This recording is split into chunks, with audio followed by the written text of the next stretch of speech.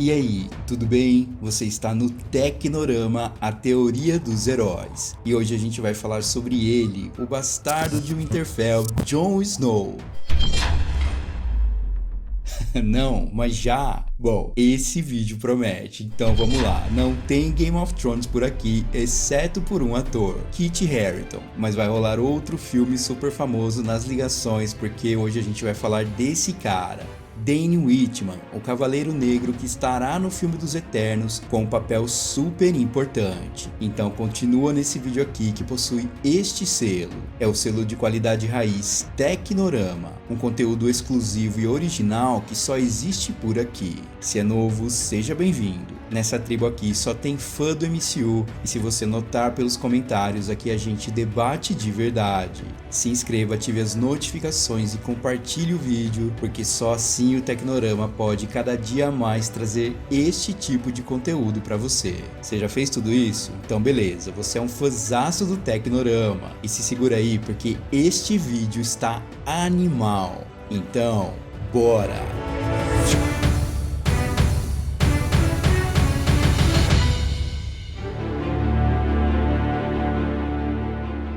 Enquanto a lâmina negra brilhar sombriamente em minha mão, eu devo continuar lutando. Não importa a que custo. Este é Dane Whitman, que herdou um castelo de seu tio, Nathan Garrett. Só tinha um probleminha, na verdade um problemão. Ele não fazia a mínima ideia de que seu tio havia sido o vilão Cavaleiro Negro. Nathan Garrett era um professor que nasceu em Londres e era descendente de Sir Percy da Escandinávia, o heróico cavaleiro negro da lenda arturiana. Você lembra dos cavaleiros da Távola Redonda? Então, Sir Percy da Escandinávia era membro da corte do rei Arthur no século VI da Era Cristã. Só que ele não herdou de Sir Percy o fator mais importante, a natureza heróica dele. Nathan Garrett era conhecido no mundo inteiro. Ele era um brilhante cientista, pesquisador e inventor, e a sua especialidade era a manipulação genética. Ele obteve seu doutorado na Universidade de Oxford e mais tarde lecionou lá como professor. E foi justamente em Oxford que ele se juntou a colegas que eram esquerdistas políticos e se tornou um comunista radical, se tornando um espião da República Popular da China. Ele entregou alguns segredos científicos aos chineses e isso foi mostrado em sua primeira aparição na Marvel, na HQ Contos Surpreendentes, de 1964, onde os heróis eram Hank Pym como o Homem Gigante e Janet Van Dyne como a Vespa. Só que este era apenas o começo de Garrett como vilão, porque depois de ser recrutado pelo Barão Zemo para os Mestres do Mal, ele resolveu bater de frente com o Homem de Ferro. E aí, já era. Mortalmente ferido, ele confessou para seu sobrinho Dane Whitman tudo o que ele havia feito. Dane Whitman também era um cientista, e Garrett, antes de morrer, disse que ele deveria usar sua pesquisa somente para o bem, e não para o mal como ele fez. Então Garrett se arrependeu e se redimiu para seu sobrinho, e Dane Whitman concordou. Ele seria o Cavaleiro Negro. Ele herdou o Castelo Garrett e o manto do Cavaleiro Negro, tornando-se um herói com um intuito muito nobre, reescrever a história de seu tio. Então Dane Whitman visitou o castelo que ele havia herdado, mas ele não fazia ideia de que lá era também o túmulo de Sir Percy da Escandinávia. E aí o espírito de Sir Percy apareceu para ele e apresenta a Espada de Ébano, mas ele tinha um desafio muito grande pela frente. Ele precisava ser digno de empunhá-la.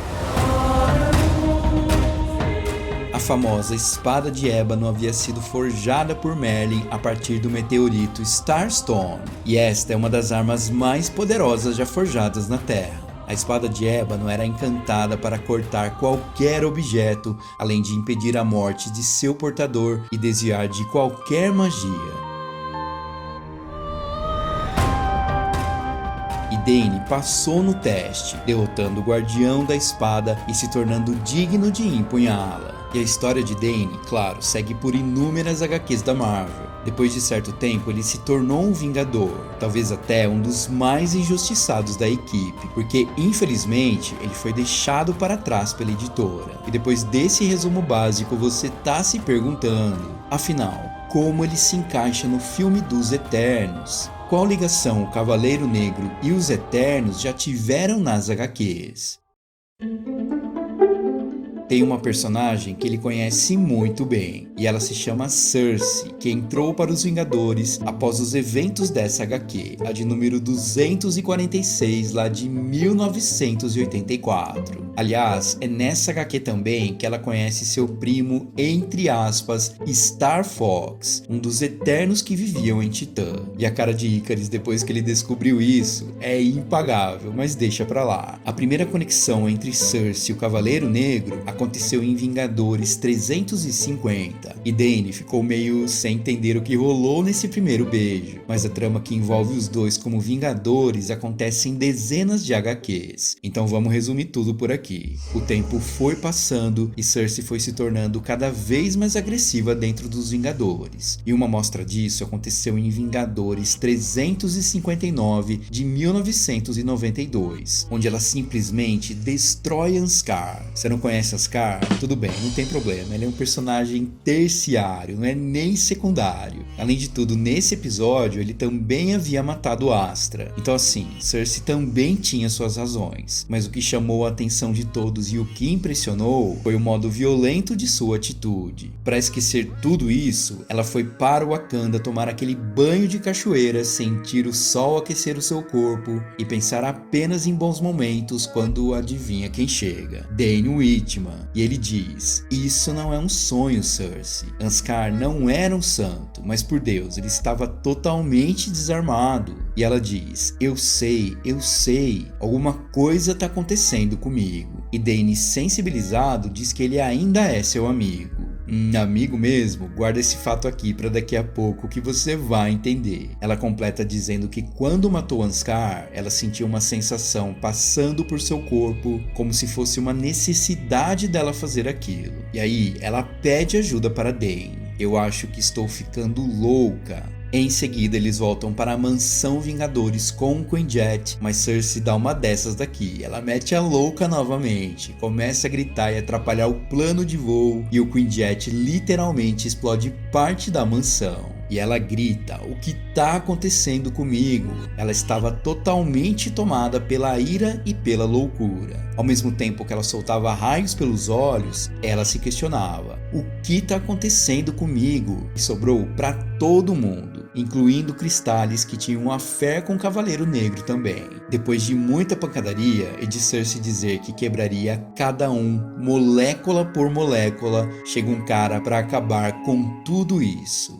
E esse cara é o Visão, que diz: depois de tudo isso, chega de violência. Nós não somos os Vingadores? Capitão América também chega nisso tudo. Ele detecta um movimento no jardim da mansão e todos correm para lá. E aí, olha só quem aparece: Ikaris, a Jaque e Sprite, o Duende. Eles haviam chegado para levar Cersei embora, pois estavam observando tudo o que ela estava fazendo. O capitão diz que ela não tem condição nenhuma de ir com eles, e até rola essa tretinha básica aqui, coisa de HQ, né? Mas eles são interrompidos por ela, que ao lado do Cavaleiro Negro diz: Ikaris, você queria me ver, estou aqui. E Cavaleiro, já com a espada ativada, completa: a dama aqui precisa descansar, cavalheiros, e eu espero que isso aconteça. E Ikaris é bem irônico, ele parece tão humano, e Cersei diz: por favor, Ikaris, você não tá entendendo? O Cavaleiro Negro agora é o meu pretendido,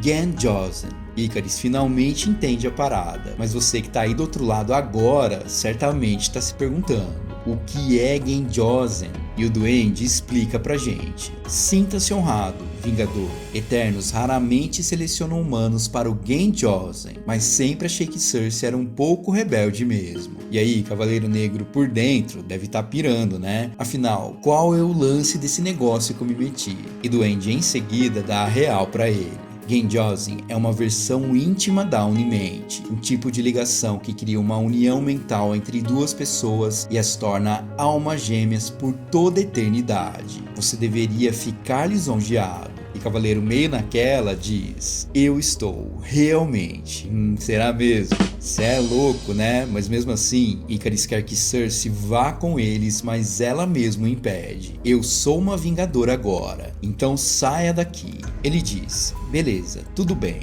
Mas Cersei, seguinte, escuta aqui. Estamos com medo que Madawari tenha atingido você. E ela começa a rir. Eu sabia. Ikaris, você é tão tolo. Madawari?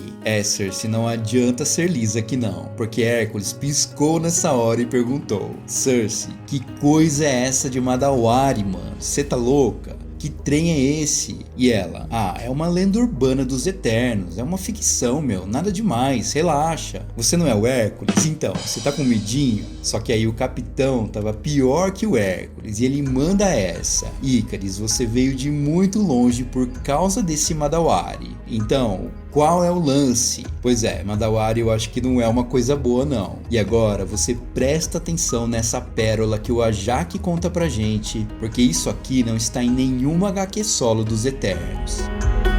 E este é o Tecnorama ativando o modo Feiticeira Escarlate. Bora cavar fundo? Vem comigo!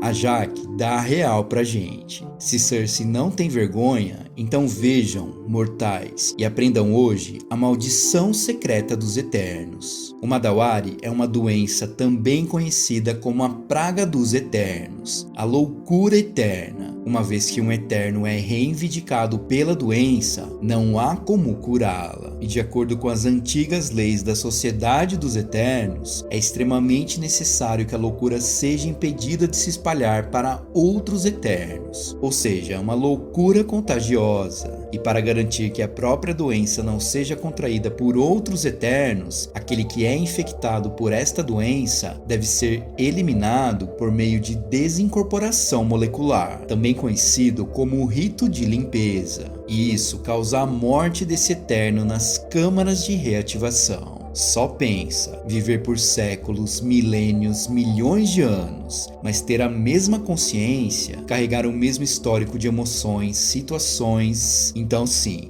é bem complicado. E é por isso também que a Unimente existe. A Unimente também é capaz de lavar as ansiedades e os medos dos Eternos em relação ao excesso de experiências de suas almas. A Unimente é um filtro para isso também. Só que a própria doença costuma levar séculos para enlouquecer um Eterno, mas em alguns casos o processo pode ser acelerado, e este é o caso de Cersei, onde ocorreu em poucos meses depois que ela entrou para os Vingadores.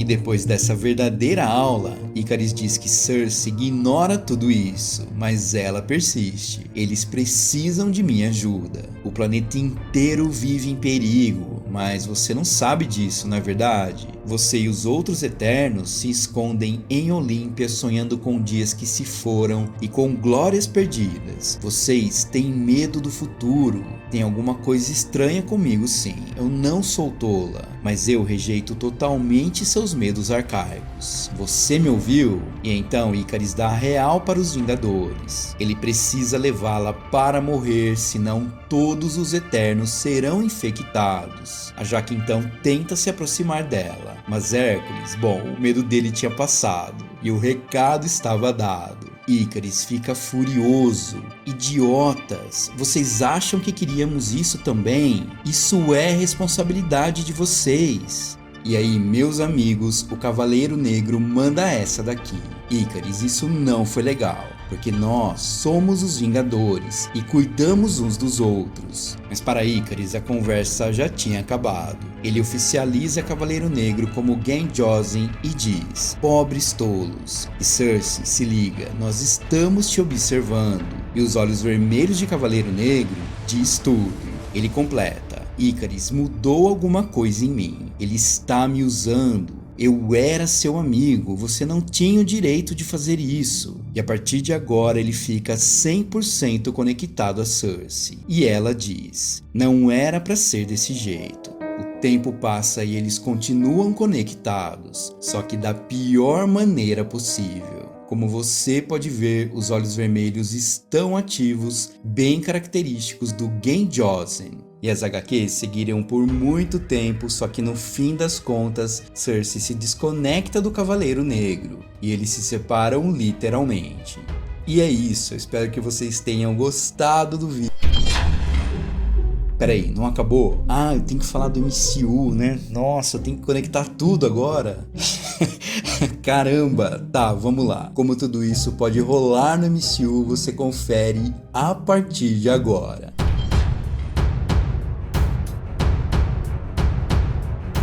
Cavaleiro Negro será interpretado por Kit Harington, o eterno Jon Snow, e diz aí, vai ser difícil do cara sair desse papel. Se eu achei ruim essa escalação para o filme, de maneira alguma. Eu sou muito fã de Game of Thrones, também sou fã do trabalho do cara e acho uma adição fantástica para o filme. Só que se a gente estava esperando o Eros, a.k.a. Star Fox, é melhor a gente desistir, porque não tem nada confirmado e a ligação com os Eternos de Titã talvez só aconteça por flashback. Mas enfim, temos um personagem. O Cavaleiro Negro não é um Eterno, mas tem um papel muito importante no filme, e conectá-lo talvez seja algo bem simples. Já sabemos que os Eternos passarão por muitas eras da Terra, incluindo provavelmente a Era Medieval que citei lá no início do vídeo. Sendo assim, acho que fica meio fácil da Cersei conhecer ele numa batalha contra os Deviantes. Sim ou com certeza? Com certeza! E para ela se apaixonar dessa maneira, pode ser que ele salve a pele dela durante alguma batalha contra os Deviantes. Clichê? Super! Pode acontecer? Pode. Deviantes destruindo vilarejos e fazendo humanos como escravos. Como a gente viu nas HQs? Sim. Mas também como a gente viu num filme super famoso? Sim, também. Eu não tô falando de Game of Thrones por aqui. Se você pensar um pouquinho, você vai chegar num filme chamado O Senhor dos Anéis. E neles, lembra quem tinha? Pois é, os orcs, destruindo vilarejos e fazendo humanos como escravos. Bem-vindo ao clube, porque essa seria uma baita referência e tem tudo a ver com isso. Então teremos uma donzela em perigo, apesar de ser extremamente poderosa, sendo salvo depois por um cara em seu cavalo e brandindo sua espada de ébano, uma das armas mais poderosas da Terra. Meu, isso está literalmente o Senhor dos Anéis, com o Cavaleiro Negro do MCU sendo uma espécie de Aragorn. Não, aí não dá, porque já temos um Aragorn no MCU.